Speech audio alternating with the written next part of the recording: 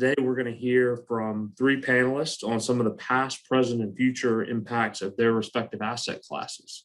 My name is Mark Cooter. I'm the real estate and construction practice leader for Cherry Bekaert, and I'm a tax partner in Greenville, South Carolina. And I'm going to allow our panelists to each introduce themselves before we get started. So, David, I'm going to turn it over to you. Hi, thanks y'all for joining us. I'm David Cochran. I'm President and CEO of Paces Properties, Atlanta-based real estate development firm, largely specializing in a lot of adaptive reuse, repurpose renovation projects, textile mills, giving it a second lease on life, primarily in the office and retail space.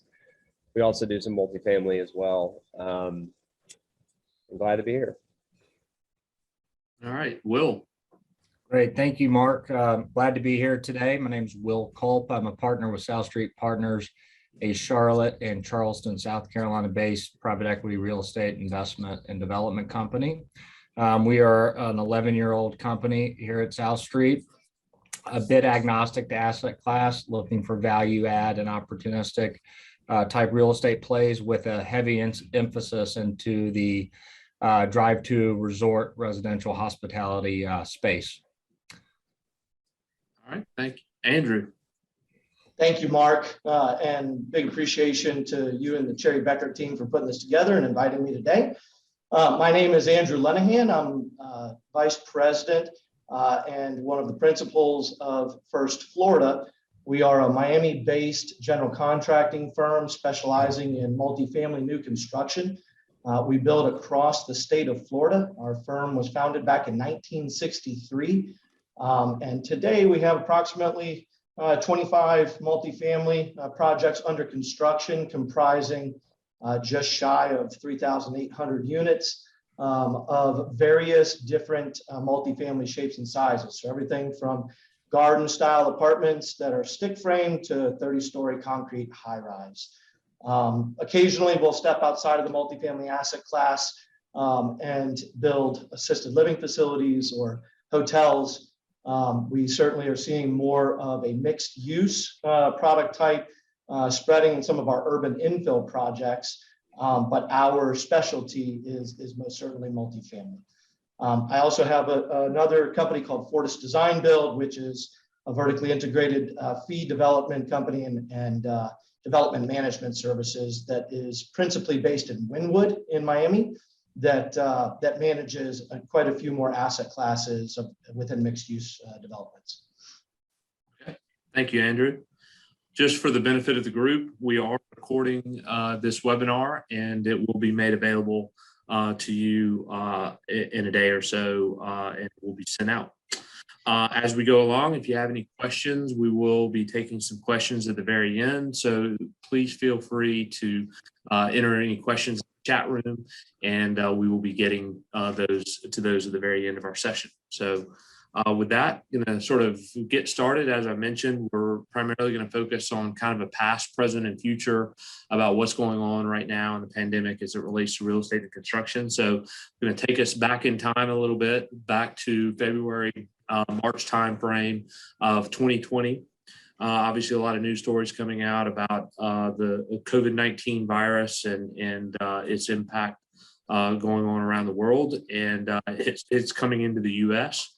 Andrew, I'm going to start with you. What were kind of some of the main concerns that you had, and also from a business standpoint, about the fears at the very start of the pandemic when we were starting to get word about it? Yeah, Mark, I appreciate the opportunity to reflect back on that. It sort of sends chills down my spine as I think about the different capacities of how we were dealing with the onset of COVID.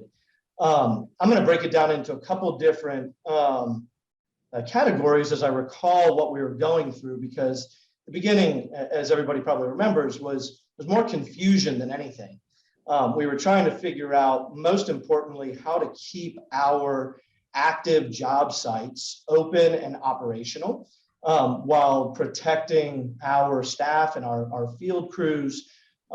Everything got a little bit more complicated because not only did we not understand the rules of engagement or what we were really fighting, but at the time, if you recall, there was a lot of disparity in executive orders on how the policymakers at both the local and the state level were trying to deal with information that was being disseminated and shared by the federal government, and trying to create the rules at the state and local levels. And so at the beginning of 2020, I actually, I serve as a director on the board of directors for the Associated General Contractors, and I'm the chairman of our legislative committee. And at the beginning of 2020, I took the presidency of what's called the Florida Council, which is the statewide legislative body that focuses on governance and policy making, which gave me the opportunity and the responsibility to be on regular calls with the city of Miami mayor, the Miami-Dade County mayor, and then our governor as well, which was a pretty remarkable experience, hearing them try to evaluate real-time information, which was changing almost daily, and then figure out how to create, administer, and then enforce policy that was meant to keep people safe, but also try and preserve businesses and designate certain businesses as essential. So one of my biggest responsibilities, not only at First Florida, but sort of as a member of the construction industry at large, was trying to keep general contracting and the design professional services and all of the adjacent services essential, so that we could keep our businesses open. And that was an interesting experience. And then I would say beyond that, we were just trying to figure out what it was going to do to not projects that were underway, but projects that were going to start imminently. The capital markets reacted frantically. Prudent developers were questioning whether or not the viability of their project was intact.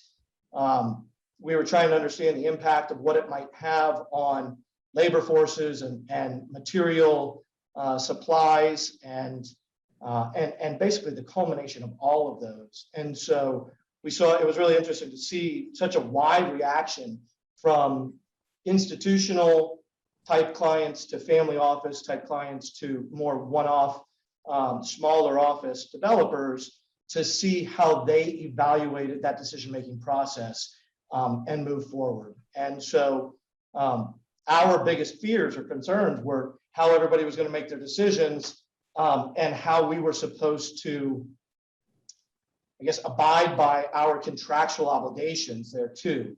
Whether or not we were issuing force majeure clauses to clients on projects that were underway and putting them on notice and living by the letter of the law of our contract, how we were responding, acknowledging, or perhaps pushing back on some of those same notices from subcontractors and vendors.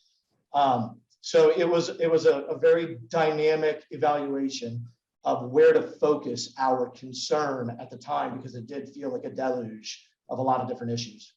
Yeah, there's a lot going on. So at the same time, Will, I mean, endpoint, you're both, you've got operations, you're an investor in a lot of projects. How are y'all sort of facing with it back in March, April timeframe of 2020? Yeah, no, it's as Andrew mentioned, it's unique to reminisce on this. It's only a year and a half ago, I guess, at this point, but it was a unique time, and it was a stressful time. I think from our perspective, from an investment standpoint, we had actually just most recently closed on an office acquisition in the Charlotte airport submarket on February 28th. And I remember the investment thesis there was long weighted average lease term. We had about 7 years and a decent amount of credit. We felt good, and we went balance sheet debt on that transaction, lower leverage. So we felt good on that investment, but really we focused our attention on the operating aspects. We have about 1,500 employees across our second home resort club business. And it was more along the lines of, how do we how do we keep our people and good people at that employed, right? You think about our business, especially on the club business, there is a recurring revenue stream, right? The club dues. So that was helpful. But with the loss of F&B revenue, et cetera, it was important for us to keep our staff and their families, right, employed. We're proud to say, sitting here today, we did not let go of one employee throughout the entire pandemic, which this says post-COVID conversation. I'm fearful we are still in the midst of COVID with what's happening today. But that's where we spent our time and attention and focus for the first couple months of the crisis. Good. David, what about you guys? I'm sorry, but my therapist said that it's the rules for me to talk about COVID ever again. Yeah, I mean, it is like PTSD for sure. Going back and looking, and I can't believe it's been that long. And I think I echo Will's comments is I hate to be a Debbie Downer, but I don't feel like this is over by any means. It just doesn't feel like it is. It just doesn't feel like we're there. I'll say this, when March 15th is when I decided to close my office for my staff. And at that time, we were supposed to close on a piece of property to build a 10-screen movie theater. 5 days thereafter, we were closing on, I think, March 19th. Needless to say, we did not close on that deal, and we did not build that movie theater. It was for Alamo Draft House out of Austin, Texas. Deal blew up. Whole project blew up, as a matter of fact. It was assembly yards, massive GM plant redevelopment. That was the first of 5 transactions that were supposed to get triggered, like a daisy chain of fireworks, and fuse went out. It has since been sold to a movie development company. So it was kind of a shame. But at the same time, we dodged the bullet. Thankfully, we didn't close on it 5 days before.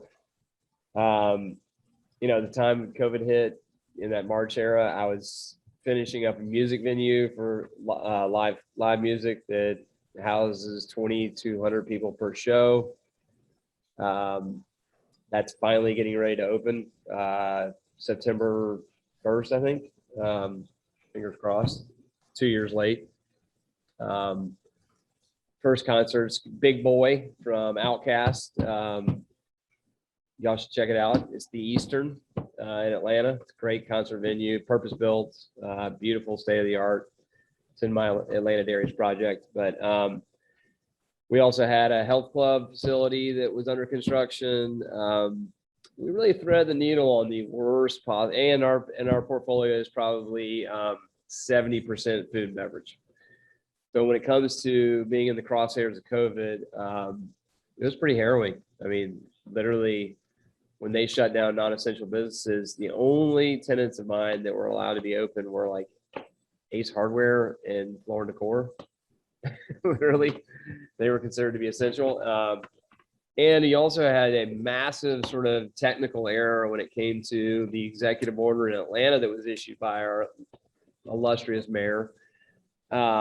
When it came to the wording around essential businesses, and I'm sure Andrew probably is aware of, well, I know you're in Florida, Andrew, but I'm sure you heard about it, but there was a one-word error in the wording of the executive order, which implied that only construction in the public works realm was going to be allowed to continue as essential businesses, meaning utility, DOT, bridge building, i.e. not Andrew's core business and multifamily projects. So the whole world freaked out. And it was just a one-word error that had the word been in there, public, I think public was the word. General contractors like Brasfield Gorey and Balfour Beatty wouldn't have just had full-on meltdowns. They reissued the order a few days later to clarify that just construction in general was considered to be essential, which was, great. Damage is sort of done at that point. Well, yeah. I mean, it was just a major meltdown. I mean, because that industry employs so many, and it is somewhat of a self-contained industry when it comes to a virus like coronavirus. Now, all the construction workers are going to affect themselves, but when it comes to the general public and mixing with, patron set versus employee set, that's obviously the bigger concern. But our biggest, I had two major fears. One was my staff and retaining them and keeping them all employed. And two was all of our food and beverage clients. I mean, our patrons, which we love, and we highly curate these people that we get into business with. And, the sky was falling for them. Force majeure wasn't going to be an option. I knew it day one. I knew that would never pass muster. I knew the insurance companies would fight it tooth and nail. I knew they'd win. I knew that our government would not be able to get their crap together and come up with any sort of stimulus package that was meaningful in the time frame that it was needed. So I think my main focus was to talk to all my lenders, see how much they could give, and in exchange, how much I could therefore give back to my tenants. And because I just knew that we were going to be the bridge between my tenants' abilities to pay and any stimulus money coming in, because there was that period of time that when that was going to happen. Now, it didn't help that the stimulus package, when it finally got rushed through, was poorly written, conceived, and basically served with no benefit to anybody in the food and beverage industry, because it was specifically money for businesses that were open and they weren't allowed to be open. So you could get the money, but it came with poisonous handcuffs. I mean, you couldn't take it. You'd have to pay it back, because in order to take it, you had to hire all your employees back. If you hire your employees, you have to be open for business, and you weren't allowed to be open for business. So it was a nightmare. Yeah. So we did some very stressful and painful philanthropy on behalf of our tenants, and we made it to the other side. I think we really showed we put our money where our mouths are when it comes to what we tell our tenants when we sign leases with them, that we're partners and we view them as being partners. And a lot of times I believe that our tenants probably think that that's just total lip service, but in this case, I think we really truly showed them that we mean that, because we did it. It was painful for me. A handful of my lenders were not cool at all. They didn't give us any help. It was our problem, not theirs. And so we just had to foot the bill. And it was pretty harrowing 6 months.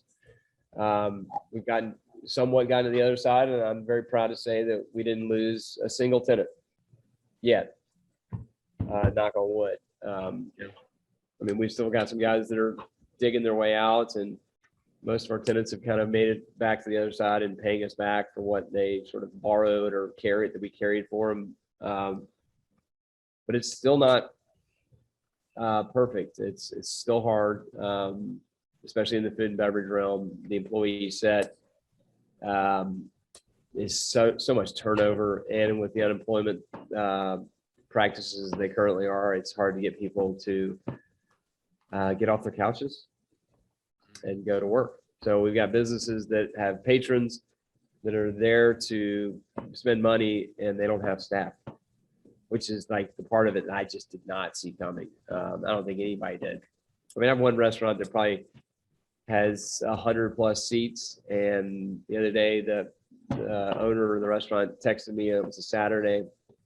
He said that he had 120 people in the restaurant and he had 3 servers.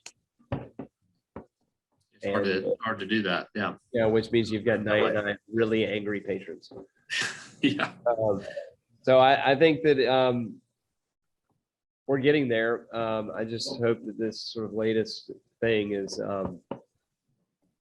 not just going to really bubble up into something really big again. I don't think we're going to get through it again. That kind of segues into, okay, where we are presently. And at the time this event was planned, didn't know anything about Delta variant, or it hadn't sprung up like it has now. But just thinking about the present, and Will, I'll ask this question of you first, and maybe for obvious reasons, but the impact or demand on your asset class, especially the resort properties during this COVID time, and we sort of are hitting presently, because we can't really say we're out of it, but what's that been like? And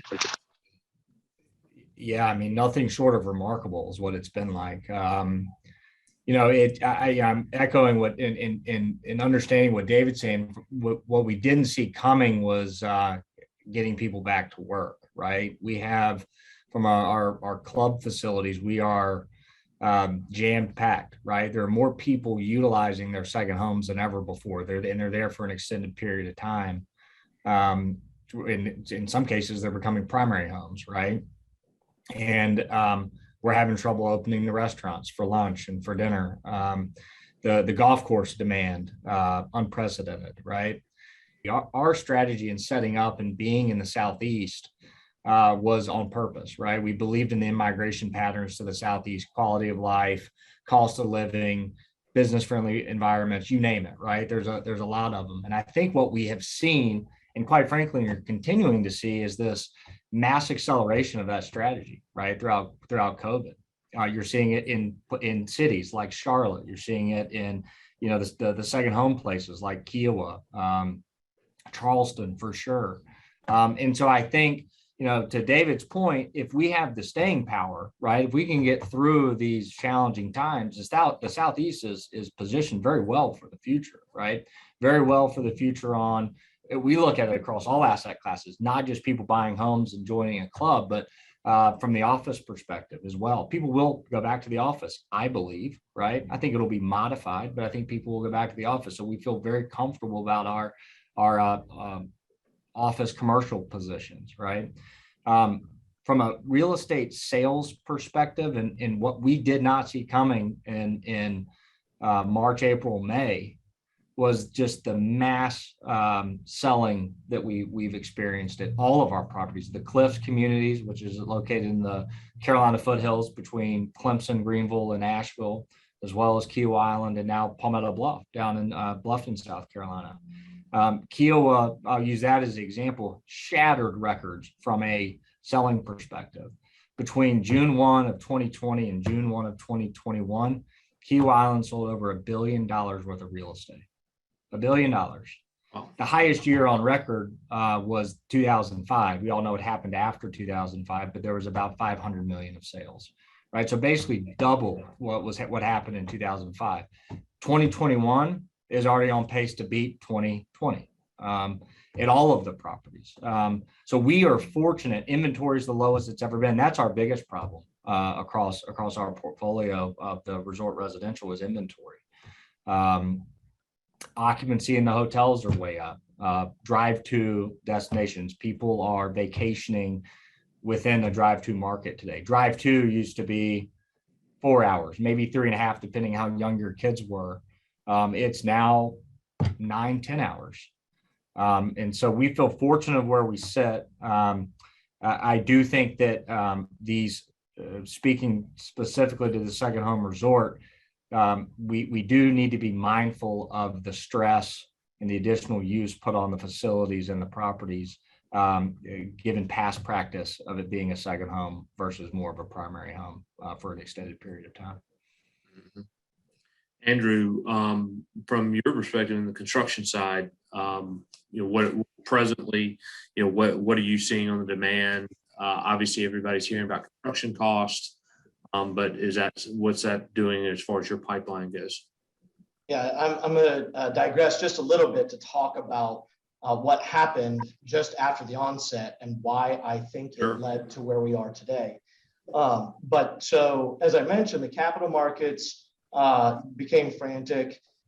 Prudent developers decided to slow down or take their foot off the accelerator and understand what was going to happen, whether or not unemployment was going to result in higher vacancy, higher default, just lower overall rent numbers.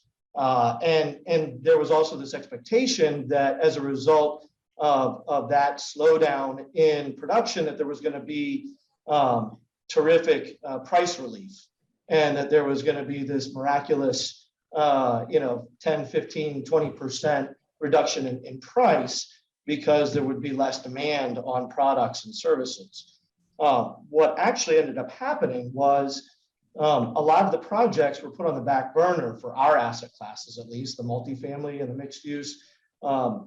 And over the course of probably 5 or 6 months, we realized that, and our clients realized that occupancy and rents actually didn't take that big of a hit. And in fact, there were any number of reasons why they started to strengthen.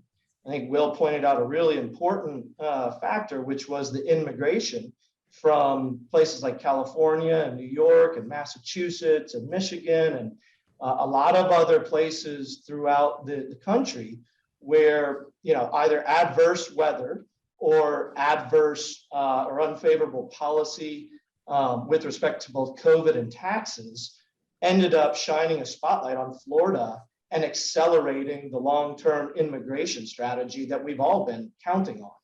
So, you know, the daily immigration numbers pre-COVID, you know, we're averaging 1,000 people a day coming to Florida, and the numbers have only increased from there. So what happened was, not only for the multifamily asset class, but from a single family asset class, either for ownership due to, you know, low interest rates and people being able to afford the homes, but also as a result of them not spending their money on a lot of the other, you know, benefits that they have, like vacations and taking trips with their families, they ended up saving more and more money. And so they ended up starting to look at Florida as a terrific place to relocate, to take advantage of better outdoor lifestyles as the fall and winter months hit. And so that ultimately started leading to this sort of shadow inventory of pent-up demand in the hospitality sector. So we started seeing a little bit more of our hospitality markets bring their projects back to life. And then in the other projects, the multifamily projects that were bottlenecked started to come back online as well. And so that hype began to drive a surge in demand on just estimating, not even groundbreaking or new construction, but the estimating started really spooling up. And as that fire started to expand rapidly, it almost happened within about a 30 to 45 day period where the surge in demand or anticipated surge in demand, we quickly realized that there was going to be a disparity or a disconnect between what the supply chain and the labor market could provide versus what the demand was going to be on the residential demand. And so I would say the first victim to the materials market was lumber. So the D.R. Hortons of the world, the Lennars of the world, Home Depots, Lowe's, which are the 4 biggest contributing factors to moving the needle in the lumber markets, started purchasing lumber with almost open contracts. It didn't matter what the numbers were because they were able to pass through a lot of those additional expenses to the end users, whereas in the multifamily sector, that just wasn't the case. And so the multifamily markets actually have very little impact on what the overall lumber indexes do.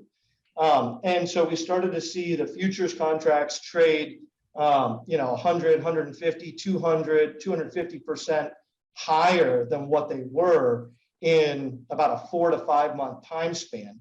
And so that started wreaking havoc through the markets because the majority of the country builds with stick frame. And then we saw a couple of other things happen as well. We had the freeze in Texas that ended up damaging the PVC polymer plants that ultimately killed some of the production in the PVC supplies that we use for underground and pumping, infrastructure. And then that led to about a 40 to 60% increase in just the PVC materials, but the supply constraints were actually what was really challenging us the most. And then it was a domino effect. We saw just every single discipline across the board, whether or not it was appliances, electrical gear and copper, aluminum, windows, lead times for windows went up from 8 weeks to 25 weeks, 30 weeks. And I think it's exactly what David was alluding to. It was very difficult wasn't the raw materials that were the problem. It was very difficult to get people to come back to work. And whether or not that was stimulus related or privately controlled by those companies will always be difficult for us to tell, but it was not a raw materials problem that we were aware of. And so I think we really saw a strong, exponential increase that really made it a challenge to underwrite deals, to predict hard costs, because every single proposal started coming in with caveats that it was only good for 2 days, 3 days, or it was indexed, and then they'd send you this complicated indexing system where you couldn't rely upon random lengths lumber futures contracts that were published and we could track. It was a disconnect with what was happening in the retail or the cash markets versus what you were actually reading in the Wall Street. So it's been very challenging to understand how to anticipate that type of volatility, let alone contract for it, and then try and effectuate returns in the deals to be able to get past investment committee. It's been very complicated. Mm-hmm. Sure.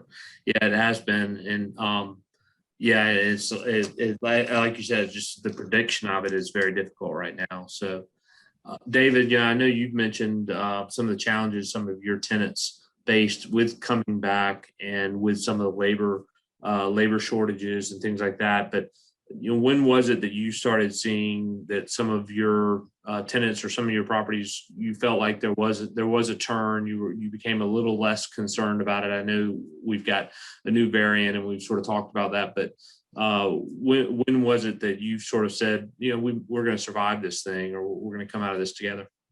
I think it was probably Christmas time was right when we have a tenant of ours in our Atlanta Dairies project, which hosts one of the companies that's the JV of a tenant is a group called Big Citizen. And they always have this thing in Atlanta every year called the Miracle Bar, which is this huge pop-up bar. They do it in 3 different locations around the city. And it's just Christmas time. Looks like Santa Claus threw up everywhere in the room, but it's a really fun thing. And it's massive numbers of people.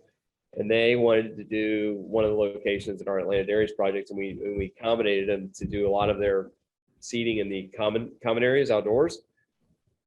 And I was very wary of it because if Miracle Bar is not really crowded, it just doesn't feel right. And when they showed me their bookings for Miracle Bar in advance, they start, basically it runs from December 1st, so the day after Thanksgiving, and it ends on New Year's Eve.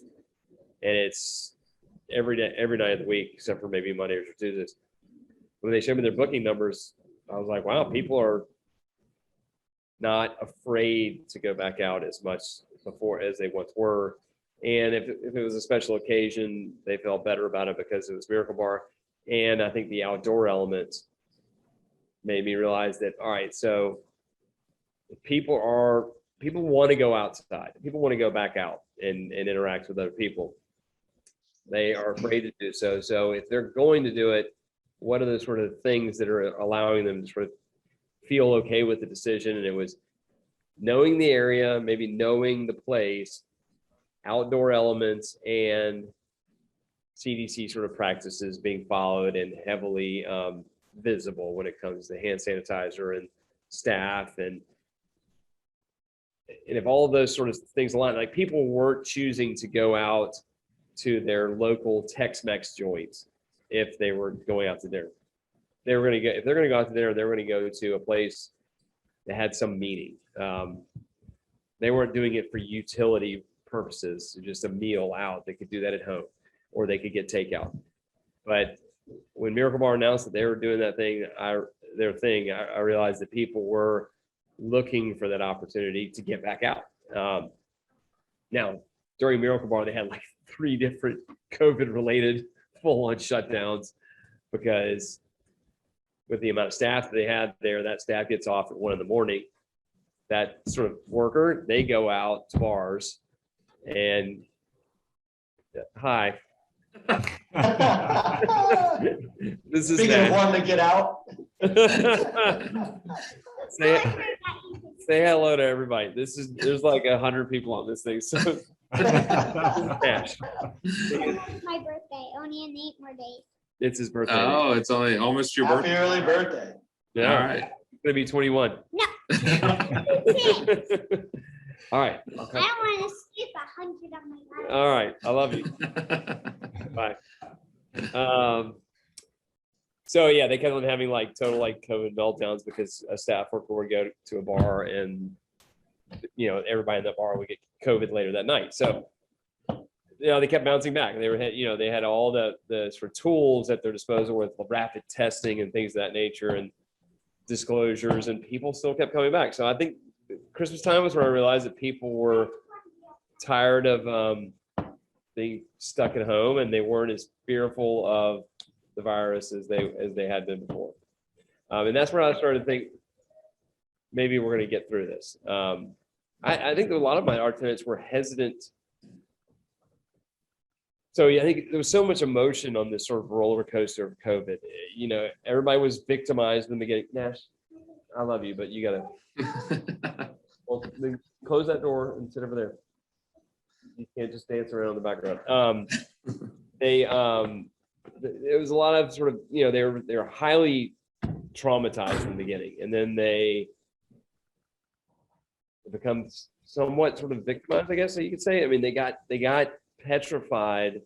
It was woe is me. It was everybody else's fault. And then when it came time for them to like get back in there, I found myself having a lot of conversations with people like, hey, I invested in you, meaning I have been waiting, but like you got to get in there. You got to engage, Maverick. And like, it's time to get back in the fight. And some of them were just totally just totally rendered like panic stricken.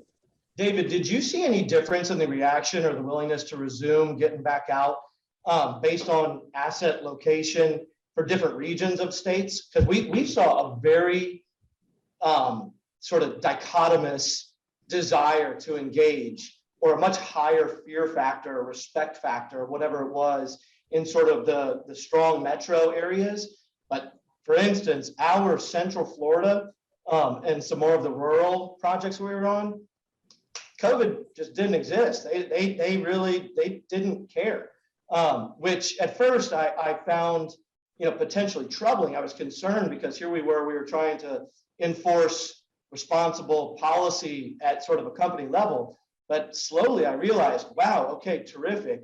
If the spread rates are not as high in those markets, and they're able to continue to do business as close to normal as possible, that's actually going to be a great diversification revenue strategy for us if our core projects get shut down in the metro, but some of our suburban projects are able to carry the weight. So rock on, guys. COVID doesn't exist.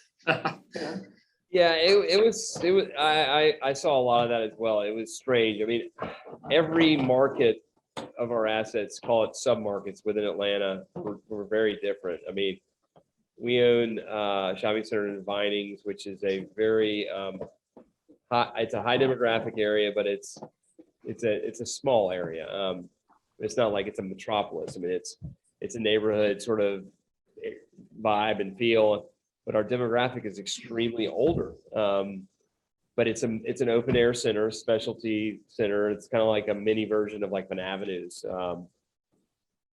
The patron set, I would think that would be like my mother's sort of patron set, and they were all just terrified of coronavirus. And this was before the vaccine was even readily available. And I'll be honest with you, those people came back because they knew the asset well and they felt safe there.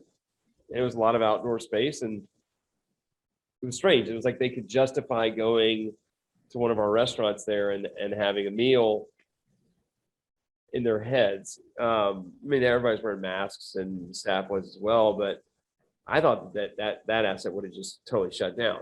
So I was wrong there. It was the comfort level of that demographic and their knowledge of the demographic that shops there and eats there.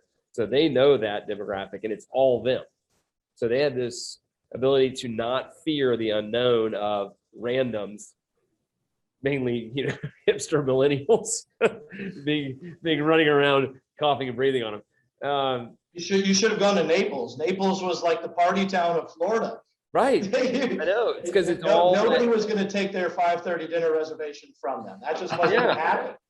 And they didn't. There was no worry of Jimbo and his rad friends coming in there from the outside with all their COVID, and that was confusing to me. I mean, that I didn't see coming.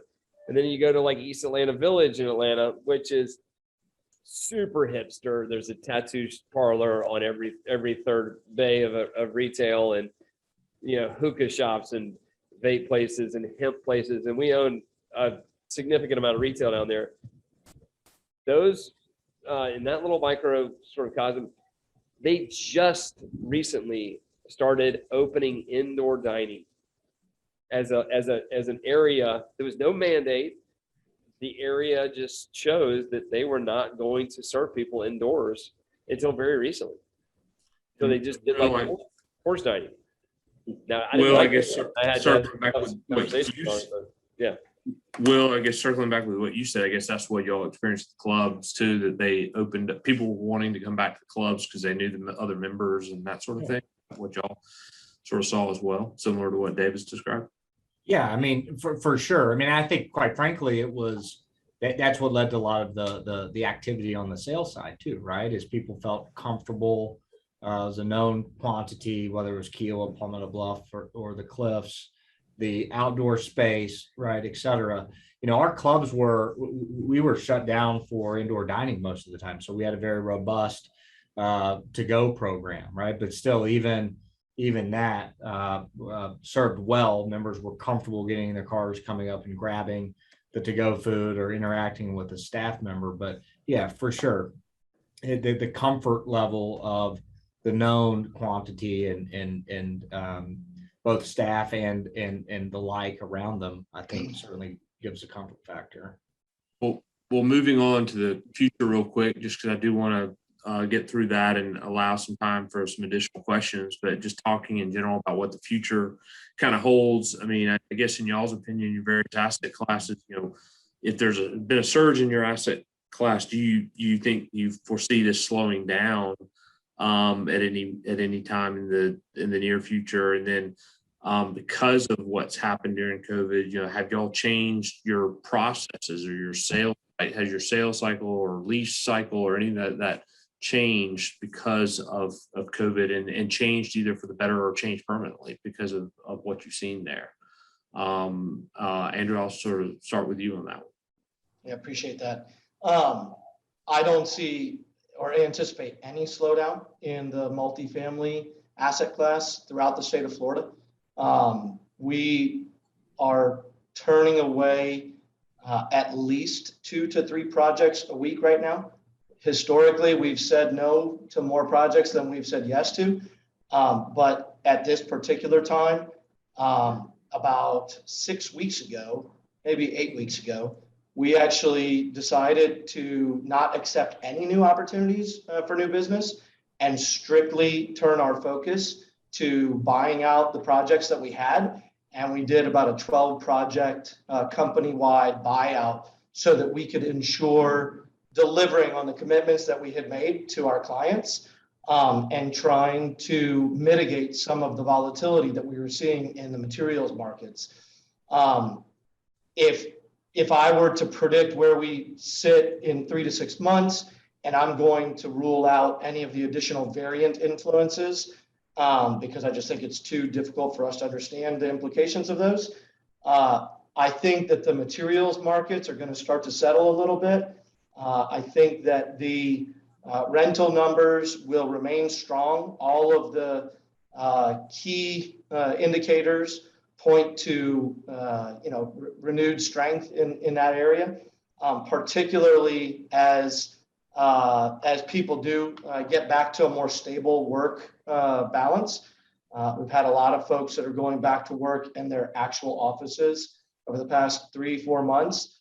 And so I think that stability creates mobility. They will want to look for newer homes or change their lifestyle decisions. Whereas we saw people running from the urban core out to the suburbs, I think we'll start to see some people coming back into the urban core a little bit, and that'll continue to drive that demand.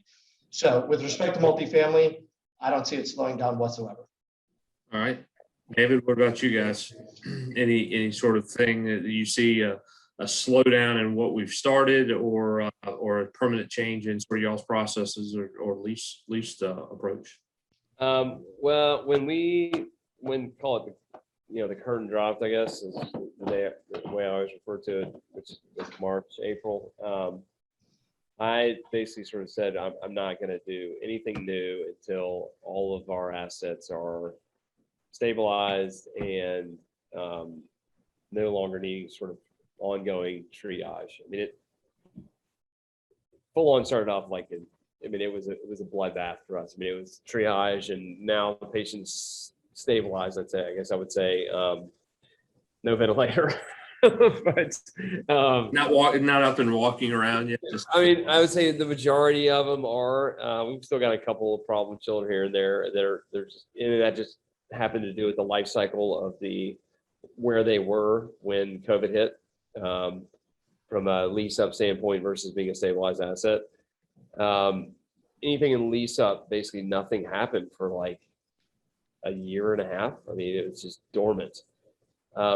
I will say the leasing activity has really picked back up, which is really good to see. I mean, we're actively negotiating a lot of deals in the assets that were in lease up that had available space, which is great to see. Meaning, that means tenants are able to look to the future and say, like, okay, I want to do this now. We didn't change a whole lot from a methodology standpoint about how we approach leases. I mean, unfortunately, I don't think we can.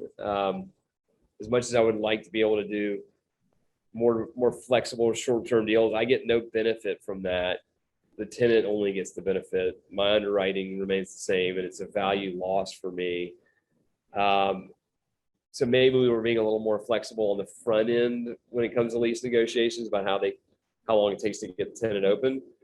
But I would say largely no change when it comes to just our approach to leases and the terms that we use on how to get leases done.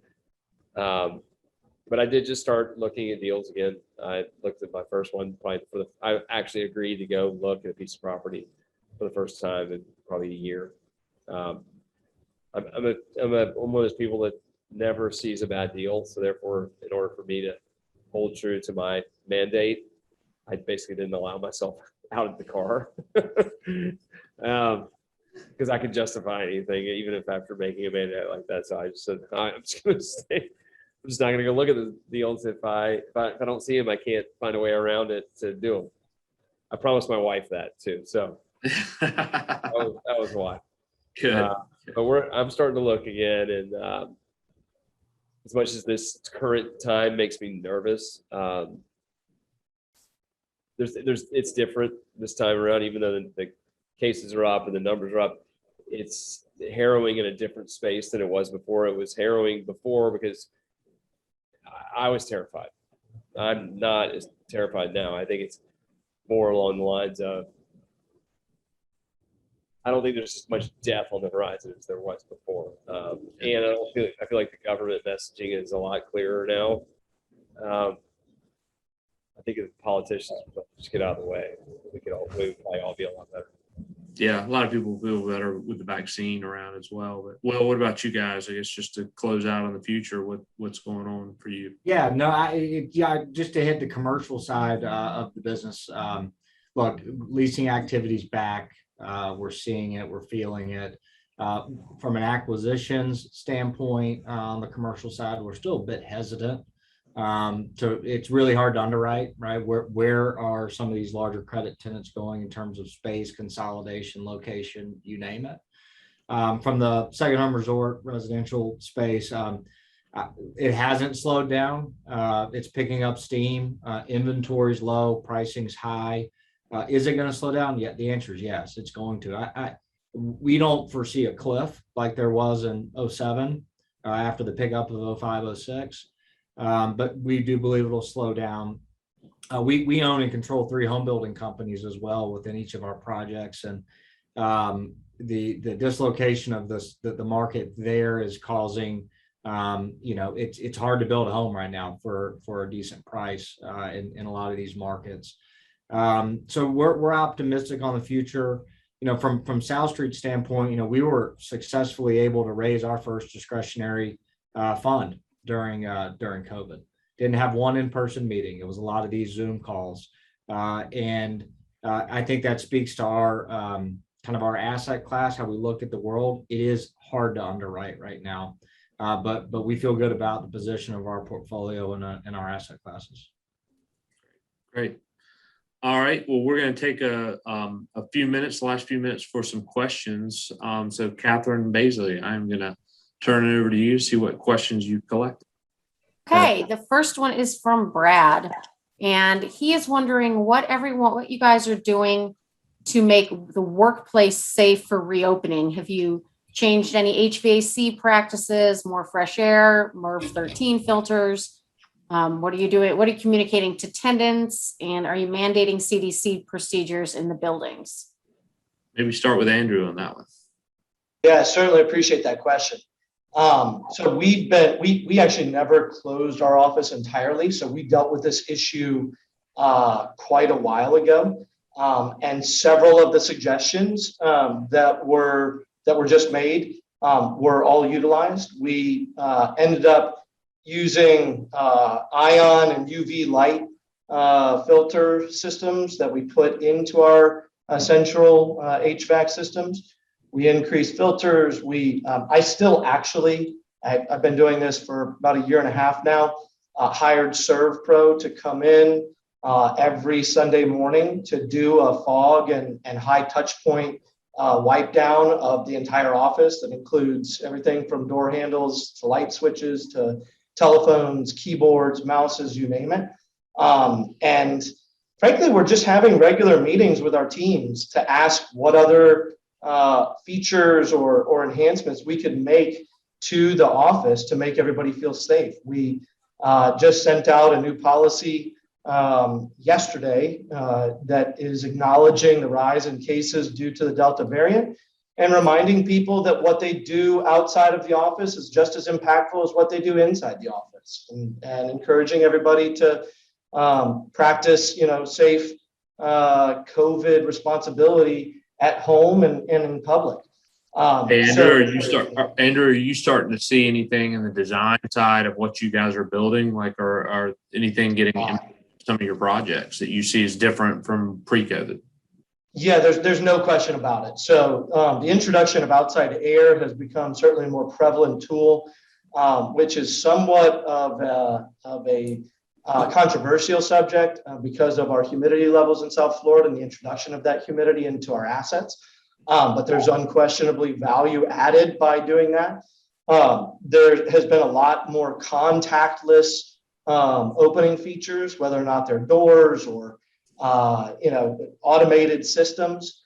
And I think that design teams and contractors and subcontractors have been working together in a lot of very creative ways to find low cost, high value add revisions to make to the projects to enhance sort of the post-COVID world. So yes, we're undoubtedly studying and implementing a lot of those types of features into the projects now. David, are you seeing many of your tenants demand that or request that as part of leases is adding to that sort of thing? We did some upgrades to our HVAC in our offices. We haven't fully gone back to the office. I was lucky enough to have a water line to the refrigerator crimped when we closed our offices for 90 days, and it flooded our office. And no one knew about it because the tenant below us was shut down too. So we demolished half of my office space, and as Andrew, as you alluded to earlier, lead times on cabinets are like 75,000 weeks now. So we still don't have any cabinets in our offices, but we did all the upgrades to the HVAC, when we do send people back to work, I mean, that's already done and in place. We don't have a break room in our conference room right now. On the tenant side, not a whole lot. On the food and beverage side of things, when it comes to HVAC, we did some sort of upgrades. We had just started a process that the transition is still happening. Usually in the past, we'd always required our tenants to maintain the HVAC systems that we gave them. We have now taken that over. That's a big change because tenants have a lot on their plate, and a lot of times you're just taking their word for it that they're going to maintain them properly. And that way, we took it over with a singular provider of HVAC maintenance. So therefore, we know what's going on with every HVAC unit, every tenant space that we have now, and then we just backbill our tenants. So we've probably rolled through 50% of that transition. During that, we have been doing some upgrades to certain HVAC systems. If there's a major repair or replacement, we are putting the COVID-related bells and whistles in just so that it can help the peace of mind. It's not so much for the patrons, I hate to say it, it's more so for the employees that are asking their bosses about it, or that they're using as a tool when they're interviewing people to try and get them to come work there. I would say that's probably the biggest change that I've seen. All right, we'll try one more question and then. Yep, I was gonna say we have time for one more. And this is from Shay. What are your thoughts on the eviction moratorium, and has this affected your business in any way? And do you foresee a move in the market once the moratorium is officially lifted? Who wants to kick that one off? Yeah, I mean, Andrew, that's probably more on the multifamily side or the residential side rather than the commercial. But if it will, if y'all want to respond as well, feel free. Yeah, so we don't own our assets, but I will share with you some of the feedback that I've heard from our clients and just sort of the chatter. I mean, there's no question that the moratorium of evictions, perhaps at the more workforce level rather than the luxury or market rate level, has been impactful. My personal feelings on it certainly come from a place of compassion for the people that are struggling to figure out what they're going to do when that moratorium is lifted. And I'm appreciative of being able to preserve people's right to housing and safety for their families. By and large, I think that a lot of our clients who will get to make business decisions once the moratorium is lifted will be able to, and this is my opinion, this is not what they've said, will probably be able to overcome the financial challenges of whatever concessions they had to make during that period, because rents are up significantly over the past 6 to 8 months. So I'm certainly sensitive to what it does to the underwriting models, but I generally think that the economics of most multifamily deals nowadays still solve to cap rates that get funded. And if that translated into being able to preserve people's homes for a very difficult period of time, I think it was probably a small sacrifice. All right. Well, we are at the witching hour, so I will just a quick reminder that this information was recorded, and we will distribute that out to everybody. There will be some information about contact information, which you see on your screen. And please feel free to reach out if you have any other questions or want to make a contact. We appreciate everybody's time. Very thankful for our panelists today. Thank you, Andrew, Will, and David, for your time. And we appreciate it. And we hope to hear from everybody real soon. Thanks for having me, Mark. Thanks, Mark. Take care, everybody. Thanks, everybody.